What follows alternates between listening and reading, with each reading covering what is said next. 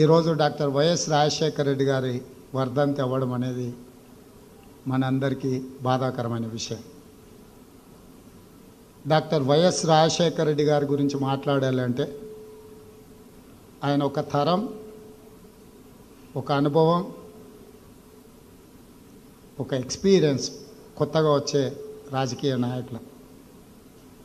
78లో వారు మొదటిసారి శాసనసభ్యుడు అయిన వెంబడే శ్రీమతి ఇందిరాగాంధీ గారు వారిని గుర్తించి మంత్రిగా అవకాశం కల్పించిండ్రు, వారి మంత్రిగా రాణించిండ్రు.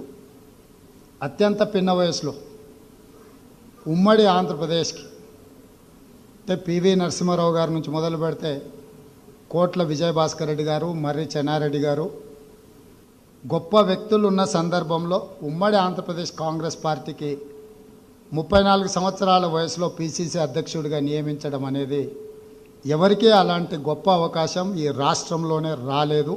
అది డాక్టర్ వైఎస్ రాజశేఖర రెడ్డి గారికి వచ్చింది.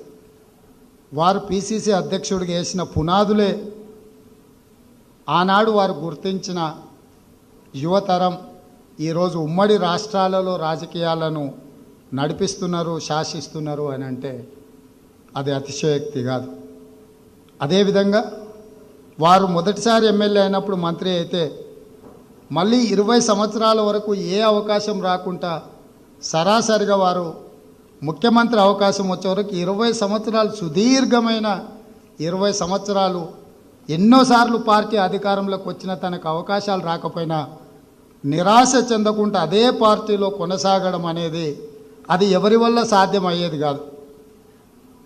ఇప్పుడు మేము చూస్తుంటాం, మొదటిసారి అయిన వాళ్ళే 2 సంవత్సరాలు కాకుండా వచ్చి మమ్మల్ని కలుస్తుంటారు, అన్న ఇంకా ముఖ్యమంత్రి అయితలేనేంది నేను అని. 20 సంవత్సరాలు వారు ఎదురు చూసిన తర్వాత వారు ముఖ్యమంత్రిగా అయినరు.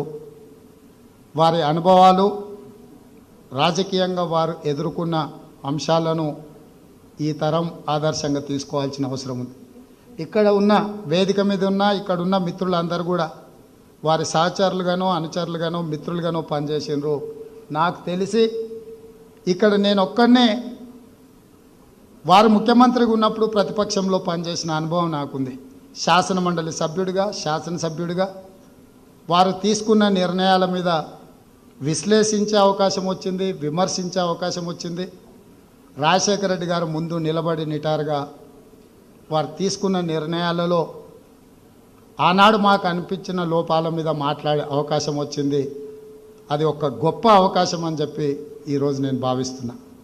ఎందుకంటే వారు ముఖ్యమంత్రిగా ఉన్నప్పుడు శాసనసభలో కానీ, శాసన మండలిలో కానీ ముఖ్యమంత్రిగా వారు చేసిన నిర్ణయాలను ప్రతిపక్ష శాసన మండలి సభ్యుడిగా, శాసనసభ్యుడిగా మేము లేచి నించొని మాట్లాడినప్పుడు వారు లేచి నించొని ఒక చిరునవ్వుతో మా విమర్శకి సరైన సమాధానాన్ని ఇచ్చి మేము అనుకుంటున్న విధానంలో ఉన్న లోపాలను కూడా ముఖ్యమంత్రిగా ఎంతో ఎక్స్పీరియన్స్ లీడర్గా, నేను మొదటిసారి శాసనమండలి సభ్యుడిగా, మొదటిసారి శాసనసభ్యుడిగా అంటే చట్టసభలకు వచ్చిన మొదటి సభ్యుడిగా మేము మాట్లాడితే కూడా వీళ్ళు ఫస్ట్ టైమర్స్, వీళ్ళకి రిప్లై చేయాల్సిన అవసరం లేదు అని అనుకోకుండా ముఖ్యమంత్రిగా వారు లేచి హుందాగా మేము లేవనెత్తిన అంశాల మీద వారు తిరిగి రిప్లై చేసేవారు. అందుకే ఎప్పుడు శాసనసభ బడ్జెట్ సమావేశాలు కానీ ఇతర సమావేశాలు వచ్చినప్పుడు రాత్రంతా మేము ప్రిపేర్ అయ్యేది. నిజంగా ఆ మాత్రం ప్రిపేర్ అయ్యి ఉంటే ఐఏఎస్, ఐపీఎస్ అయ్యి ఉండేవాళ్ళం.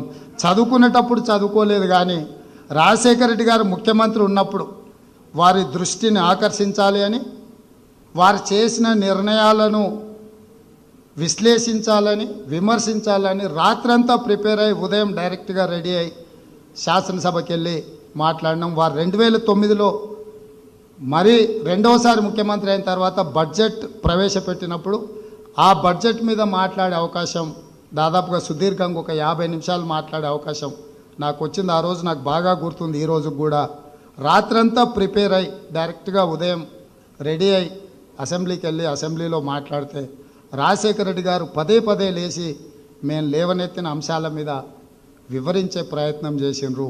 అది ఒక గొప్ప నాయకుడికి ఉన్న లక్షణం, నూతన నాయకత్వాన్ని ప్రోత్సహించే విధానము అని చెప్పి ఈరోజు ఈ తరం భావించాల్సిన అవసరం ఉంది. ఎందుకంటే 10 సంవత్సరాలు అప్పుడు ప్రతిపక్షంలో చూసినా, 10 సంవత్సరాలు ఇప్పుడు తెలంగాణ రాష్ట్రం వచ్చినాక చూస్తున్నా అందుకే ఈరోజు ఉన్న పరిస్థితులను చూసిన తర్వాత రాజశేఖర రెడ్డి గారు ఒక గొప్ప నాయకుడు, ఒక గొప్ప మహానుభావుడు అని చెప్పి ఈరోజు మనమందరం అనుకోవాల్సిన పరిస్థితులు ఉన్నాయి.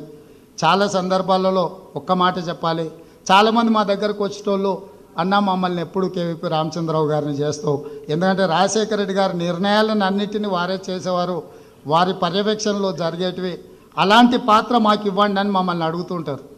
నేను అన్నీ విని ఒకరోజు చెప్పిన, ఈ 21వ శతాబ్దంలో రాజశేఖర రెడ్డి ఒక్కడే, డాక్టర్ కేవీపీ రామచంద్రరావు ఒక్కడే, మళ్ళీ ఎవరు ఈ రాజకీయ తరంలో రారు.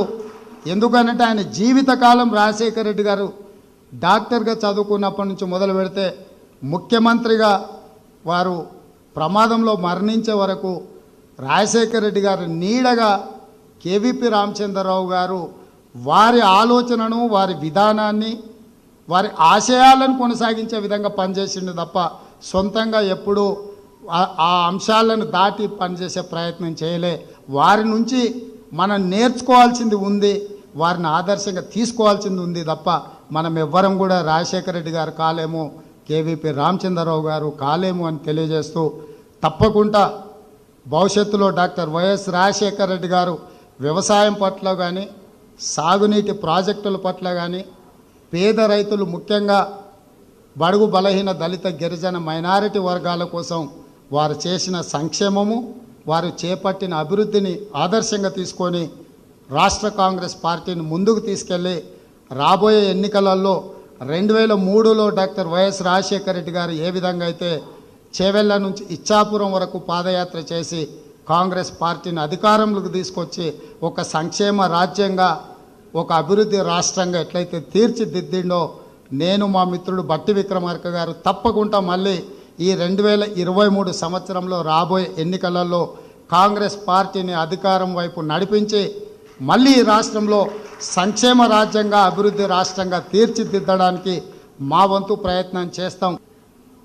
ఇప్పుడు మేము చూస్తుంటాం, మొదటిసారి అయిన వాళ్ళే 2 సంవత్సరాలు కాకుండా వచ్చి మమ్మల్ని కలుస్తుంటారు, అన్న ఇంకా ముఖ్యమంత్రి అయితలేనేంది నేను అని.